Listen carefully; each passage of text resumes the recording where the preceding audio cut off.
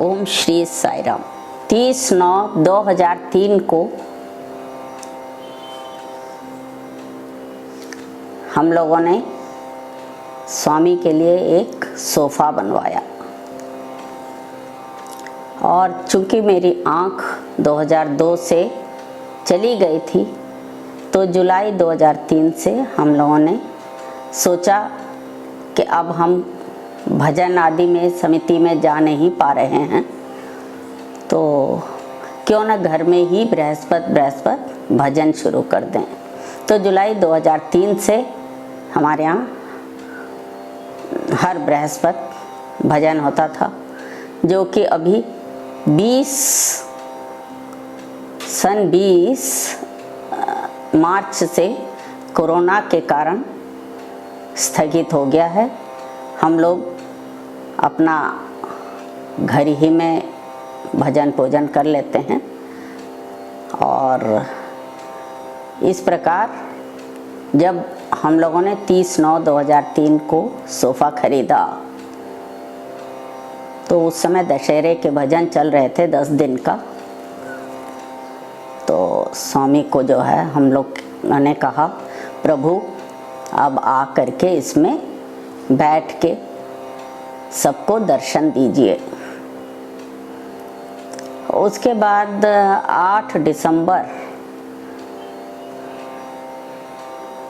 हम लोग पुट्टपर्थी गए। उसमें मेरे बेटे ने स्वामी को चिट्ठी लिख करके दिया कि आप ज़रूर आएं और वहाँ जो है माताजी पिताजी को वहाँ जाके बैठ करके दर्शन दें। परंतु यहाँ 23/11/2003 को स्वामी का 78वां बर्थडे था और उसके एक हफ्ते पहले ही मैंने यहाँ से एक पत्र लिखा प्रभु को कि स्वामी इस बार जन्मदिन हम लोग वहाँ नहीं आ पा रहे हैं, आप ही आ करके दर्शन दें और भावानगर के सारे जितने भी भक्त हैं उनको भी दर्शन दें। और यह तो मैंने एक हफ्ते पहले लिख दी और 21 नवंबर को N4 समिति के 3 बुजुर्ग सदस्य थे, वेद प्रकाश जी, भसीन जी और सूरी जी, अपने आप हमारे घर आए सुबह 10-11 बजे और कहा कि इस बार हम जन्मदिन आपके घर में मनाना चाहते हैं। अब हम लोग तो बहुत प्रसन्न हो गए। हमने कहा कि हाँ अवश्य मनाइए। और साथ में उन्होंने बोला कि भजन के बाद हम सबको भोजन भी कराएंगे। अब हमारा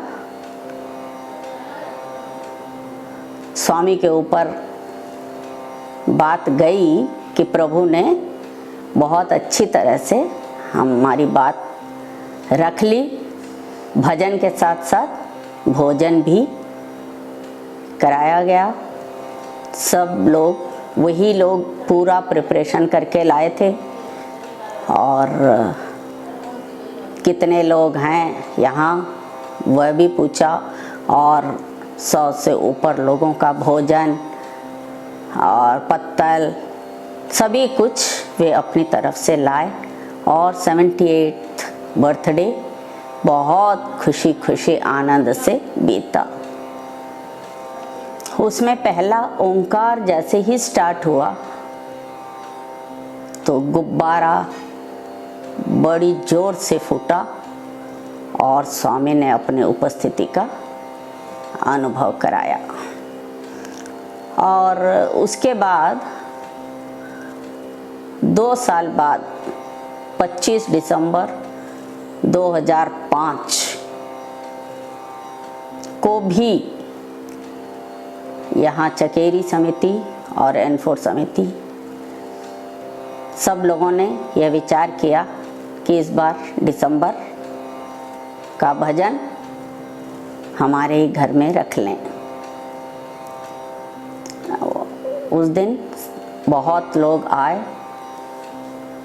और बहुत बहुत आनंद आया। स्वामी ने फूल गिराकर, गुब्बारा फटा, इस तरीके से अपने उपस्थिति का अनुभव कराया। बहुत ही अच्छा लगा। इन सब की एक दो फोटोज़ जो हैं हम दिखा रहे हैं, केवल उस समय की याद के लिए कि कितना सुंदर भजन हुआ था। स्वामी को बुलाओ तो प्रभु अवश्य आते हैं। फिर हम लोग 8-12 दिसंबर ये 2003 को पुट्टपर्ती गए।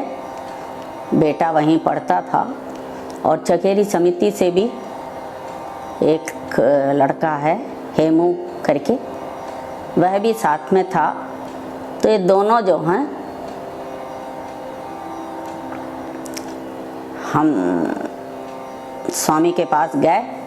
दोनों से स्वामी ने उनका पत्र लिया और बड़ी देर तक स्वामी ने पत्र को उलट के पलट के पढ़ते रहे कुलंत हॉल में बैठकर।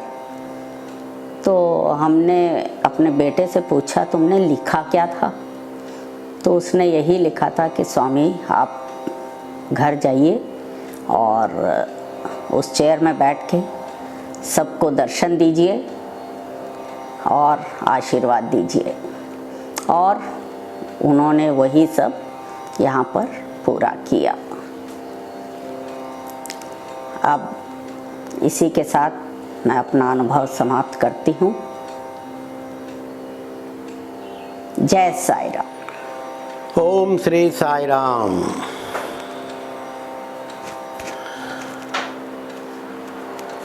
ये बात सन 1992 की है। हम लोगों का एक नया मकान बना था। सन 1993 की शुरुआत में उसमें गृह प्रवेश करना था। अभी तिथि निश्चित नहीं हुई थी। तो सन 1992 के दिसंबर में हम लोग साईं बाबा के दर्शन करने पुट्टपर्ती गए और ये निश्चित करके गए कि स्वामी जब दर्शन देने आएंगे, उनका जब हम लोग पाद नमस्कार लेंगे तो गृह प्रवेश के बारे में उनको बताएंगे और ये भी बताएंगे कि हम उस घर का नाम अपने लड़के प्रशांत के नाम पर प्रशांत विहार ये रखेंगे और इसके लिए स्वामी का आशीर्वाद भी लेंगे। हम लोग पुट्टपर्ती पहुँचे। 1-2 दिन बाद दर्शन में फ्रंट लाइन मिला और स्वामी दर्शन के दौरान और भक्तों के पास होते हुए हमारे पास भी पहुँचे। हमने उनका चरण स्पर्श लिया और उनके चरण छूते समय गृह प्रवेश की बात भी उनको बताना चाहा, लेकिन प्रभु की प्रेरणा से जब मैं उनसे कह रहा था तो मैंने कहा, स्वामी वो घर आप ही का है, आप ही उसी में रहेंगे और हम उसका नाम प्रशांति निलयम रखेंगे। हम सब वहाँ ट्रस्टी के रूप में रहेंगे। स्वामी ने खूब आशीर्वाद दिया और ये सब कह के हम बाहर आए। बाहर जब अपनी श्रीमती जी से मुलाकात हुई तो हमने कहा, भैया जब वो पाद नमस्कार करने लगे तो स्वामी ने कुछ और ही कहला लिया कि वो घर स्वामी का है और उसका नाम हम प्रशांत निलयम रखेंगे, वो वहीं पे रहें और हम लोग सब वहाँ उनके ट्रस्टी के रूप में रहेंगे। श्रीमती जी भी बहुत खुश हुई, बोले ये तो बहुत अच्छा स्वामी ने कहला लिया। फिर सन 1993 की 1 मार्च को हम लोगों ने गृह प्रवेश किया गृह प्रवेश के दौरान यज्ञ भी सुबह हुआ और यज्ञ में भी स्वामी ने बहुत चमत्कार किया।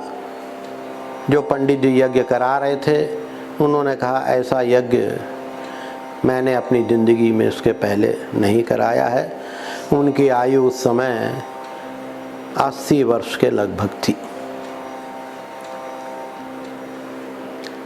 हम लोग प्रशांत निलयम में आ गए। बड़ा ही आनंद का वातावरण यहाँ था और हम लोग हर साल 4-5 बार प्रशांत निलयम का दौरा लगा लेते थे। 4-5 साल बाद मोहल्ले के ही एक सज्जन थे, वो सेंट्रल स्कूल में अध्यापक थे, श्री पुरोहित जी, पर्वतीय क्षेत्र के। उन्होंने कहा आप लोग घर बंद करके और पुट्टापर्थी चले जाते हैं और यहाँ घर की देखभाल कौन करेगा, आप लोग कोई इंतजाम ही नहीं करके जाते।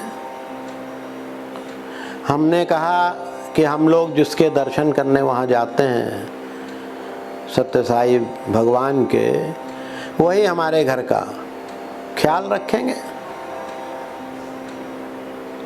बात कही सुनी हो गई। हम लोग जब पुट्टापर्थी गए हुए थे स्वामी के दर्शन के लिए और जब दर्शन करके 10-15 दिन बाद लौटे तो पता चला कि जब हम लोग दर्शन करने गए थे उसके 2-4 दिन बाद वो गर्मियों का ही सीज़न था। छत पे लोग अपने सोते थे। मकान काफ़ी दूर दूर पे थे, बीच के प्लॉट सब खाली थे। एक दिन वो रात को छत पे सो रहे थे। रात 2 बजे करीब उनकी नींद खुली और उन्होंने अपने छत से हमारे घर की तरफ देखा तो वो तो डर गए, क्योंकि छत पे 2 बहुत हट्टे कट्टे आदमी सफ़ेद ड्रेस में, एक आदमी इधर से उधर जा रहा था, उस समय दूसरा आदमी उधर से इधर आ रहा था, जैसे सिपाही लोग, गार्ड लोग करते हैं। और पुरोहित जी इसलिए डर गए कि बोले आज तो रघुनाथ जी का घर जो है लुट गया। अब रात का टाइम था, बहुत मकान भी अगल बगल नहीं थे, उनको आने में भी डर लगा। और मैं अपनी चाबी अपने मित्र BC चौधरी जी को दे के जाता था, वो भी उसी मोहल्ले में, उनके घर से भी 4-5 मकान दूर रहते थे। लेकिन जब सुबह थोड़ी रोशनी हुई 4:30-5 बजे तो वो दौड़ के चौधरी साहब के पास गए। बोले भाई वो तो अनर्थ हो गया, रघुनाथ जी का घर हमें लगता है लुट गया। कल रात को मैंने 2 आदमियों को इस तरह उनकी छत पे टहलते हुए देखा। चौधरी जी भी घबराए, चाबी लेके, उनके पड़ोस में गोपाल सिंह जी थे, उनको भी लेके वो तीनों हमारे घर आए और सब चाबी से ताला खोल के छत में जाके सब देखा, कहीं कुछ नहीं था, सब बिल्कुल सही सलामत था। और फिर वो निश्चिंत होके अपने अपने घर गए। जब हम लोग लौट के आए और जब पुरोहित, उन्होंने चौधरी साहब ने बताया, फिर पुरोहित जी मिले तो हमने पुरोहित जी से कहा कि आप बहुत धन्य हैं। जिन बाबा के दर्शन के लिए हम कानपुर से पुट्टापर्थी गए 2-2 दिन का सफ़र करके, वो बाबा ने आपको साक्षात यहीं पे घर बैठे दर्शन दे दिया। आप धन्य हैं। ऐसे हैं हमारे बाबा। हम सब यही चाहते हैं कि उनका प्रेम, उनकी कृपा हम पर बनी रहे और हम उनके चरणों से लगे रहें। अब मेरी इच्छा है कि मैं एक भजन प्रस्तुत करूं आपके सामने। साई प्रेम दे, शांति दे, आनंद दे, बाबा प्रेम दे।